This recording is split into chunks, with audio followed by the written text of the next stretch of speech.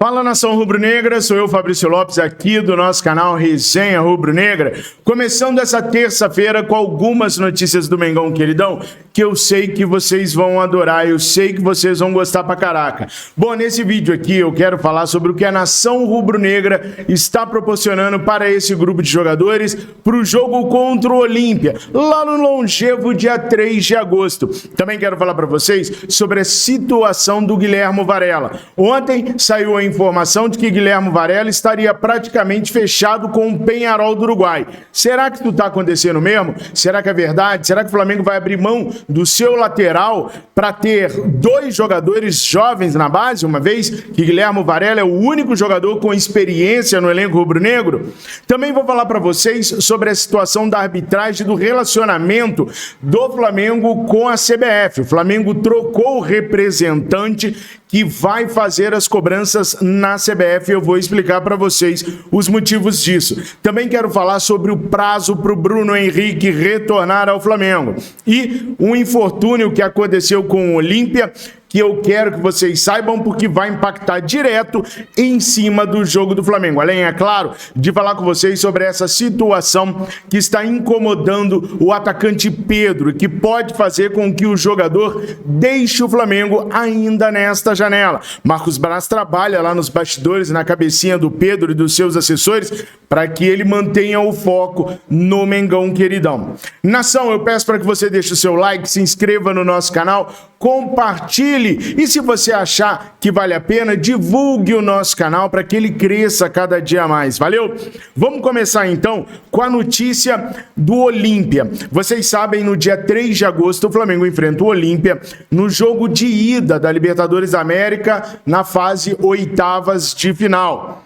Daí o Mengão decide na outra semana, lá no Defensores del Chaco, em Assunção, capital do Paraguai. Mas a nação rubro-negra já esgotou os mais de 60 mil ingressos para esse jogo que vai acontecer no dia 3 de agosto. Tá longe pra chuchu ainda. Esse jogo acontece um dia depois que a janela de transferência já fechou. Olha só como é que tá longe, né? Tá nada, daqui a pouquinho acontece aí. E a nação rubro-negra já comprou mais de 56 mil ingressos para o jogo deste final de semana contra o América. Essa semana o Flamengo terá a semana livre para poder treinar e se preparar bem para os próximos compromissos. Eu não sei se isso é uma boa ou se é uma má notícia, porque toda vez que o Flamengo para, me dá até calafrios de pensar como que o Flamengo vai retornar, se o Flamengo vai retornar bem, se o Flamengo vai retornar mal. Geralmente o Flamengo demora para engrenar, mas enfim, o técnico Sampaoli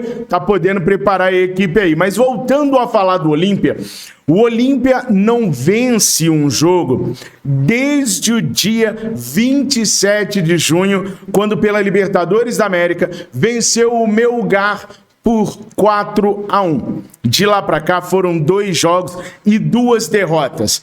Perdeu em casa para a equipe do Tacumuans por 2-1 e perdeu fora de casa para a equipe do Resistência, 3-2. E nesse jogo contra o Resistência aconteceu um infortúnio com o Olímpia. O Olímpia não vive uma fase legal. O goleiro titular dos caras, o Gaston Oliveira, quebrou o antebraço e vai ficar parado por 4 meses, nação. 4 meses sem o goleiro titular deles. Então isso impacta na Libertadores, na sequência do Paraguaio e em todos os jogos que os caras forem disputar, porque esse ano praticamente o Gaston Oliveira não volta mais. E o Gaston Oliveira foi um dos grandes destaques do Olímpia nessa Libertadores da América. Para o banco do Gaston, eles têm o goleiro Juan Espíndola. Só que esse goleiro fez apenas 8 jogos no ano e foi bem criticado pelas participações nesses jogos. O nível do gol dos caras cai drasticamente. Então, olha como é que está a conjectura para o Flamengo. Falta um tempo até esse jogo acontecer. Esse tempo aí o Flamengo vai se reforçar. Terá 1 ou 2 semanas livres para treinar até chegar nesse jogo e os caras estão sem o goleiro titular, com o goleiro reserva sendo amplamente criticado pelos torcedores toda vez que entra em campo. Tá tudo mamão com açúcar, só depende do Flamengo. é aí que a porca torce o rabo, né? É aí que o bicho pega. Por falar em porca torcer o rabo, muitas pessoas estão pedindo o Wendel como jogador box-to-box, que é o que o Sampaoli pediu na última coletiva dele. Mas a Raíssa Simplício trouxe o motivo do Flamengo não ir atrás do Wendel. O Flamengo quer o Claudinho. E se o Flamengo, em negociações com o Claudinho, começar a negociar ou tentar negociar com o Wendel, o Zenit vai travar a negociação com o Claudinho. Então o Flamengo não tem a questão só do orgulho, porque orgulho tem, porque do jeito que o Marcos Braz respondeu na coletiva sobre o Wendel, rola um orgulho sim, rola uma chateação pelo que aconteceu antes. Mas não é só isso não, é também a questão de já estar negociando pelo Claudinho. Uma coisa pode acabar atrapalhando a outra e o Flamengo não quer. Agora, e o tal do volante que o Sampaoli tanto quer? O Flamengo entende que esse volante pode ser encontrado dentro do elenco do Flamengo, com o próprio Igor Jesus. O próximo que o Sampaoli vai tentar encaixar ali naquele meio de campo pode ser o moleque que está sempre participando dos jogos como relacionado, mas nunca entra. Isso se o Flamengo não conseguir o Nicolás de la Cruz, porque o alvo número 1 do Flamengo é o Nicolás de la Cruz. A gente já sabe que o River Plate não vai negociar, a gente já sabe que o Nicolás de la Cruz deu declarações que vai ficar no River Plate esse restinho de semestre, mas o que a diretoria do Flamengo está entendendo com essa declaração é a seguinte: olha, eu não vou forçar minha saída. Ou vocês se entendem com o River Plate, ou eu vou ficar aqui até o ano que vem. Isso foi o que minha fonte dentro do Flamengo passou para mim. Falando exatamente assim, Fabrício, não dê a negociação com o Nicolás por encerrada por causa da declaração dele, não. Aqui dentro nós entendemos que aquilo ali foi o recado. Se virem com o River, eu não vou fazer absolutamente nada, porque o cara quer sair pela porta da frente, ele é ídolo lá, ele gosta do clube, então ele não vai forçar a barra, porque o presidente pediu ele pessoalmente, o técnico Demichelis pediu pessoalmente e o grupo de jogadores também. Então, se o Flamengo se entender com o River, o Nicolás ainda pode vir. Se não, aquela história do Flamengo esperar o Nicolás fazer alguma coisa para poder sair do River Plate, isso está descartado. E o Nicolás de la Cruz vindo pode ser esse jogador que o Sampaoli quer que possa vir a fazer o box-to-box. Nem vou perguntar para vocês se vocês gostariam, tá? E com relação ao Wendel, o Wendel não é um jogador fácil de contratar também não, o Flamengo não quer, mas o Palmeiras está penando para conseguir achar parceiro para compor o salário do Wendel, velho. O Palmeiras, dito tão endinheirado aí, não está conseguindo compor uma solução para poder pagar o salário do atleta. Então não é um atleta fácil, não é um atleta tranquilo de se conseguir uma negociação. Mais um dos motivos para o Flamengo nem ir atrás dele. Mas ontem saiu uma notícia de que Guilhermo Varela estaria praticamente fechado com a equipe do Peñarol. O que eu fiz é correr atrás da informação, saber realmente se a coisa está nesse ponto, porque vocês sabem que aqui a gente não faz Ctrl+C, Ctrl+V. A gente procura a informação. E eis que no finalzinho da noite de ontem, o vice-presidente do Peñarol resolveu dar uma coletiva. E olha que sorte, falou sobre o Guilhermo Varela e sobre outros jogadores que estão sendo especulados lá.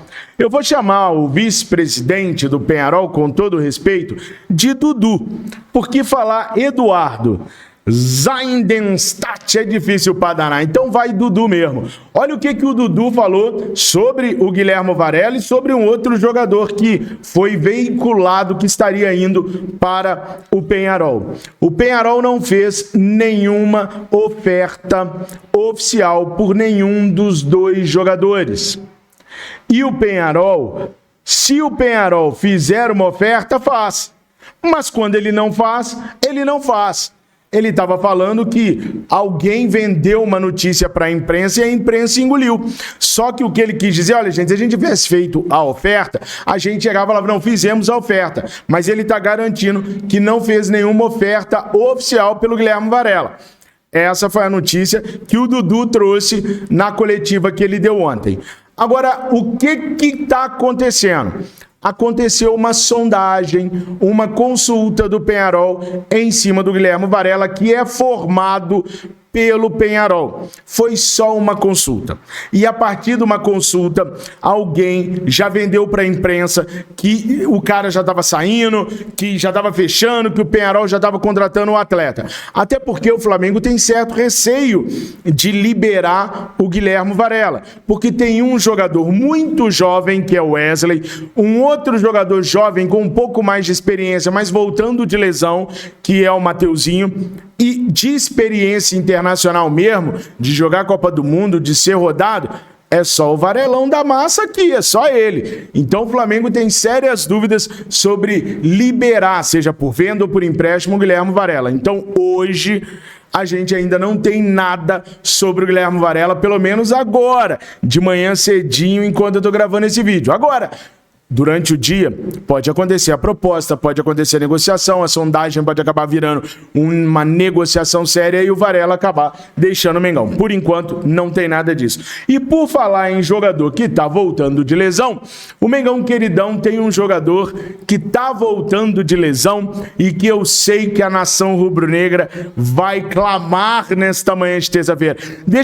Eu quero ouvir, hein? Eu quero ouvir a salva de palmas na hora que eu trouxer a notícia aqui. Bruno Henrique treinou com bola nesta segunda-feira. Deixa eu ouvir aquela comemoração, vai, galera. Grita, nação, grita de empolgação. Aê, é isso aí. É bom demais começar amanhã com uma notícia boa, né? O Bruno Henrique treinou com bola nesta segunda-feira e o Flamengo projeta tê-lo em campo no jogo contra o Grêmio pela Copa do Brasil, já no primeiro jogo, lá no dia 26, né, deste mês. É claro que isso tudo depende da evolução do atleta. Se no meio do caminho ele reclamar de alguma dor, de algum incômodo, planejamento adiado, vamos tratar até ele poder voltar. Mas a expectativa interna no Flamengo é que ele retorne contra a equipe do Grêmio já no primeiro jogo em Porto Alegre. É ou não é uma baita notícia, nação? Então comemora. Comemora porque já vem pancada, já vem paulada. Como eu falei pra vocês, o Pedro tá meio insatisfeito com a situação dele no Flamengo. Ele sabe que o Flamengo há um rodízio grande de jogadores, que nem sempre o Sampaoli usa a mesma escalação. O Sampaoli tá sempre trocando meia, tá sempre trocando lateral, tá sempre trocando pontas, mas tem duas posições que o Sampaoli quase nunca troca, além da do goleiro. São os zagueiros e o atacante.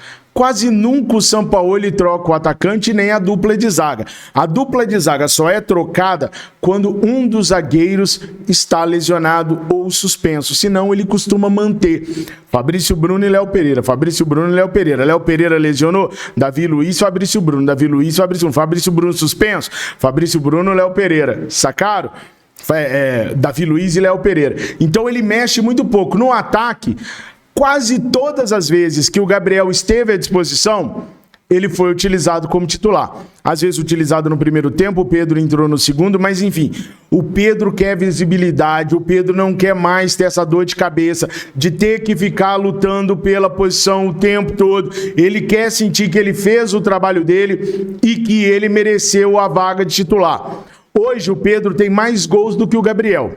Algumas pessoas argumentam que a maioria dos gols do Pedro vem do primeiro semestre, fazendo uma relação com o Campeonato Carioca, que no Campeonato Carioca é mais fácil de marcar gols. Mas o Gabriel também marcou gols no primeiro semestre. E tem que marcar gol em time pequeno, em time médio, em time grande. Não interessa. Então hoje, o artilheiro do Flamengo no ano é o Pedro.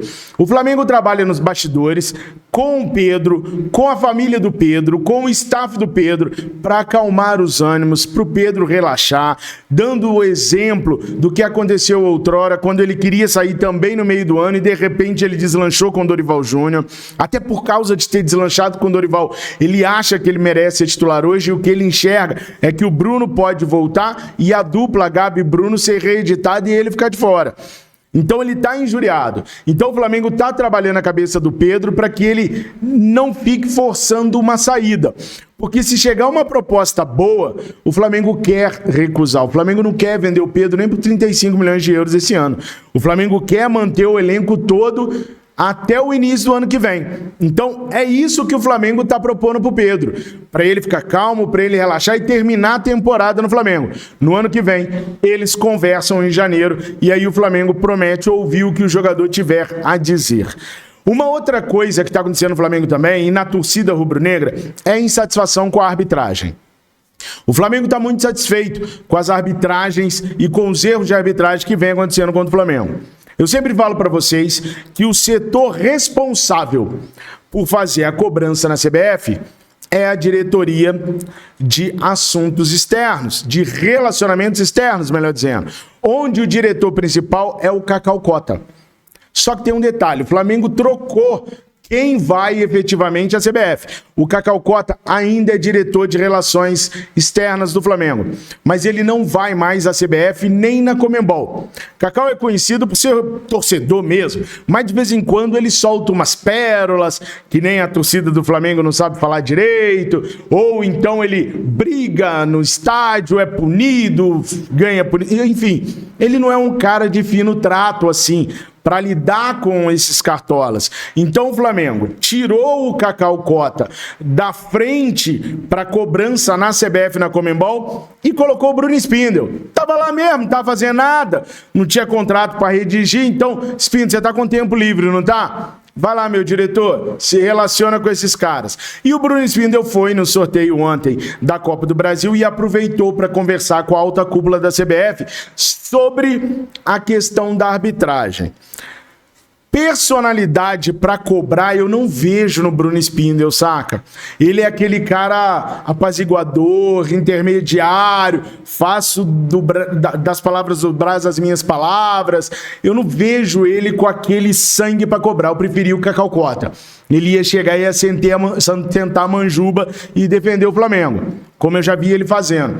Mas o Flamengo acha que para lidar com a CBF tem que ser um cara mais fino, relaxado, calmo. Pegou alguém que não estava fazendo nada lá mesmo e falou assim, assume que o filho é seu. O que vocês acham? Vocês, sinceramente, pode discordar de mim, na moral, não tem problema não. Vocês preferiam alguém mais enérgico para lidar com a CBF ou preferiam alguém mais boa praça, mais sossegado, mais suave, para falar assim, pô, vai, assim não dá, paz e amor, a gente só quer jogar sem problemas, tá ligado? Ou então, pô, CBF, vamos dar seu jeito aí. Olha esses árbitros aí, tudo uma cambada de pi, que só faz pi. E o Flamengo não consegue ganhar um jogo porque esses pi. Como é que seria o trato que você queria que fosse dado no CNM, chefe de arbitragem da CBF? Claro, nem tanto cá, nem tanto lá, mas enfim, coloca aí nos comentários a sua opinião. Nação, essas foram as primeiras notícias do dia. Ao longo do dia eu volto com mais informações do Mengão Queridão. Tamo juntos, fiquem com Deus. Saudações rubro-negras. Mengo, mengo, mengo, mengo.